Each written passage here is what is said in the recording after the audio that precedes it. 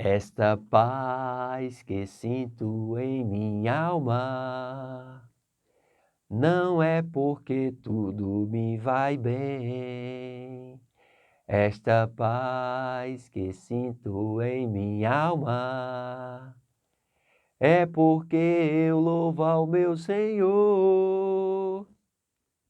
Não olhe as circunstâncias, não, não, não olhe o seu amor. Não me guio por vista, alegre estou. Bom dia, meu amado. Meu desejo, minha oração é que tudo vá bem com você e com sua família. Amém? Persevere, fique firme. Deus está conosco. Chegamos a Apocalipse capítulo 20. A prisão de Satanás por 1000 anos. A primeira ressurreição. Verso 1. Então vi descer do céu um anjo, que tinha na mão a chave do abismo e uma grande corrente. Ele segurou o dragão, a antiga serpente, que é o diabo, Satanás, e o prendeu por 1000 anos. Lançou no abismo, fechou e pôs selo sobre ele, para que não mais enganassem as nações até se completarem os 1000 anos. Depois disso, é necessário que ele seja solto por pouco tempo. Vi também os tronos, e nestes sentaram-se aqueles aos quais foi dada a autoridade de julgar. Vi ainda as almas dos decapitados por causa do testemunho de Jesus, bem como por causa da palavra de Deus. Tantos quantos não adoraram a besta, nem tampouco a sua imagem, e não receberam a marca na fronte e na mão, e viveram e reinaram com Cristo durante 1000 anos. Os restantes dos mortos não reviveram até que se completassem os 1000 anos. Esta é a primeira ressurreição. Bem-aventurado e santo é aquele que tem parte na primeira ressurreição. Sobre estes, a segunda morte não tem autoridade, pelo contrário, serão sacerdotes de Deus e de Cristo e reinarão com ele os 1000 anos. Veja quantas coisas nós precisamos comentar aqui, quantas coisas nós precisamos aprender aqui. Amém? Primeiro, João revela aqui que Satanás ele vai ser preso por 1000 anos logo após a vitória de Jesus no Armagedon. Amém? Então, ele vai ser preso durante 1000 anos, que é chamado milênio, esse período. Amém? Nós vemos também aqui essa questão da segunda morte. E essa segunda morte é o lago de fogo. Amém? Muito interessante isso também. Outra coisa, ele fala aqui sobre a primeira ressurreição. Ele diz no versículo 6, bem-aventurado e santo é aquele que tem parte na primeira ressurreição. E nós precisamos entender isso, porque nos nossos dias, ensinamentos sobre esses assuntos são escassos e muitos deles são complexos, trazendo ainda mais dúvida. Na época dos apóstolos, não. Eles estavam fundamentando, então imagina aí, ter andado com Jesus, Jesus ter falado a respeito dessas coisas, como ele falou em Mateus 24 e 25, e ele disse, eu tenho muitas coisas que vos falar, mas vocês não podem receber agora. Porém, quando o Espírito vier, ele vos falará a respeito de todas as coisas. Se precisava estabelecer ainda o Novo Testamento, né? Veja com a conversão de Saulo de Tarso, em Atos capítulo 9, se tornando o apóstolo Paulo, né? Quanto conhecimento ele teve, porque ele ouviu e aprendeu do próprio Senhor Jesus mediante a revelação. Jesus apareceu a Paulo de muitas formas, de muitas vezes. Paulo teve muitas visões e muita compreensão. Ele foi instruído aos pés de Gamaliel, tinha muito entendimento das verdades do Velho Testamento e pôde, né, fundamentar essas realidades e escrever aproximadamente mais de 50% do Novo Testamento. Que coisa interessante e que coisa maravilhosa, sendo um dos escritores mais proeminentes do Novo Testamento, o apóstolo Paulo. Amém? E João está trazendo essa fundamentação aqui e nos mostrando a respeito do que nós podemos entender na questão do milênio. Amém? Então é muito interessante nós atentarmos para isso. Louvado seja o nome do Senhor. Amém?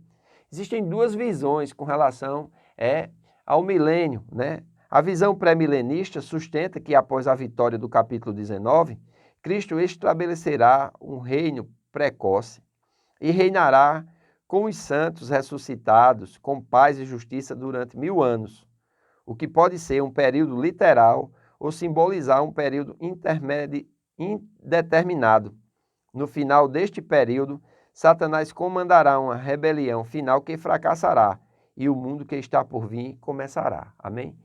Eu creio com todo o meu coração que esses 1000 anos é literal e significa 1000 anos mesmo, onde nós iremos reinar com Cristo aqui sobre a terra.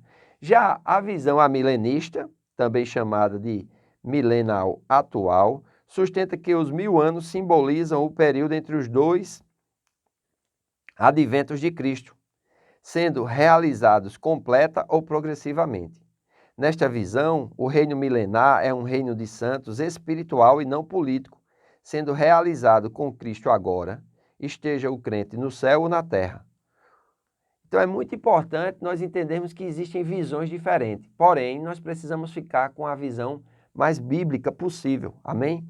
O versículo 4 diz aqui, vi também tronos, e nestes sentaram aqueles aos quais não foi dada a autoridade de julgar. Vi ainda as almas dos decapitados por causa do testemunho de Jesus, bem como por causa da palavra de Deus. Tantos quanto não adoraram a besta, nem tampouco a sua imagem, e não receberam a marca na fronte e na mão. Viveram e reinaram com Cristo durante 1000 anos. Olha que coisa interessante. João está lá no passado, falando sobre o futuro, mas falando no passado. Ele diz, viveram e reinaram com Cristo durante 1000 anos. Que coisa interessante isso, né? João está no passado, falando sobre o futuro, mas no futuro ele ainda se coloca no passado. É interessante isso e nós precisamos entender isso, porque aqui vai falar de pessoas que durante os 1000 anos com Jesus reinaram, viveram e julgaram. De quem ele está falando? De quem ele está falando? Ele está falando da gente, irmãos. Ele está falando da igreja gloriosa do Senhor. Ele está falando de todos aqueles que morreram por amor ao nosso Senhor Jesus Cristo. Ele está falando de nós, amém? Julgar. Lembra quando o apóstolo Paulo está falando à igreja aos Coríntios sobre litígio entre os irmãos, de um levar o outro perante justiça humana? Ele diz assim, vocês não sabem que nós iremos julgar os anjos? Falando a respeito da igreja. Nós iremos julgar os anjos. E ele estava falando exatamente desse período aqui, o período chamado de período milenar, onde nós como igreja iríamos julgar os anjos, amém? Nós vamos passar, irmãos, 1000 anos reinando aqui com Cristo. E nós vamos ver, com Satanás preso para não enganar as nações, como será essa terra governada pelo nosso Cristo. Completamente diferente, amém? Sem corrupção, sem a corruptibilidade do pecado, amém? Sem as brigas e as guerras, sem as divisões, mas um reino de paz e de justiça como nunca houve na história da humanidade. Então é muito importante nós atentarmos para isso, amém? Não somente isso, ele vai falar que bem-aventurado e santo é aquele que tem parte na primeira ressurreição. E nós precisamos entender essa questão da primeira ressurreição, amém? É muito importante nós atentarmos para isso, porque a primeira ressurreição ela vai incluir muitas formas. Então, eu vou dizer aqui, né, para não explicar falando e você não entender. Na interpretação dispensacionalista, que é essa que eu creio, amém? Diz assim, a primeira ressurreição inclui a ressurreição, primeiro, número 1, de Jesus Cristo. Cristo foi o primeiro a ressuscitar dentre os mortos. Número 2, muitos santos mortos da época do Antigo Testamento. Em Mateus 27, 52 e 53, diz que do túmulo as almas saíam.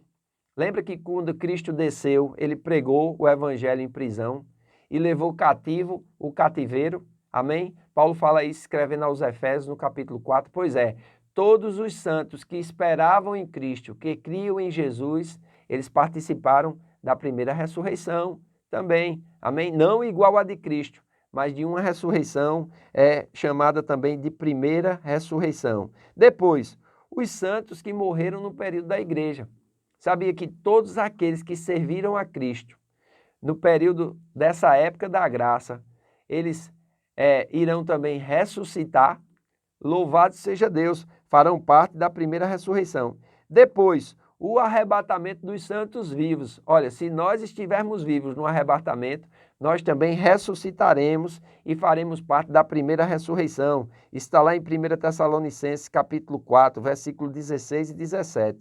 E por último, a quinta, aqueles que são mártires por seu testemunho durante a grande tribulação. Amém? Então nós vemos aqui 5 ressurreições que fazem parte da primeira ressurreição. E essa primeira ressurreição, ela é para a vida.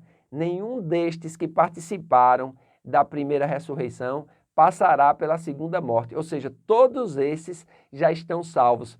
Que maravilha, que bênção, que glória, que louvor. É isso que nos faz sermos firmes e constantes, sempre abundantes, sabendo que no Senhor o nosso trabalho não é em vão. Amém? No próximo vídeo eu falo sobre a segunda morte e nós vamos ver quem vai participar dessa segunda morte, ou seja, todos aqueles que não participaram da primeira ressurreição. Espero que vocês tenham entendido, que Deus abençoe, que Deus ilumine vocês ricamente, que vocês tenham um dia abençoado na presença do Senhor e hoje à noite estamos juntos, direto no Ministério Internacional Casa do Oleiro, com nossa casa de oração e nossa escola bíblica a partir das 19h30. Um grande abraço, que Deus abençoe.